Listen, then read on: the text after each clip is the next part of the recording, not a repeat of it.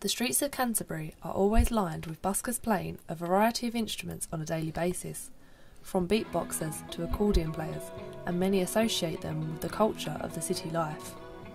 Daryl Quinn plays guitar and sings, whether it be outside of the cathedral or in the city centre itself. The guidelines that have been proposed by the Canterbury City Council would have an impact on musicians and the length of time that they are allowed to perform in one location. It would also mean that noise levels would be limited and those who use amplifiers would be majorly affected. But that doesn't bother him because he feels it's only fair to the local community. For one, it's annoying for shops, because they're hearing the same thing over and over, day in, day out.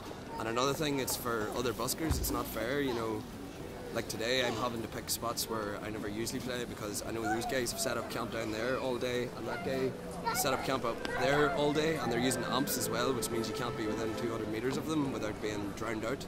It's not just Daryl who feels this way, as many other buskers have complained that they cannot compete with those using amplifiers, and that it takes away from Canterbury's natural culture.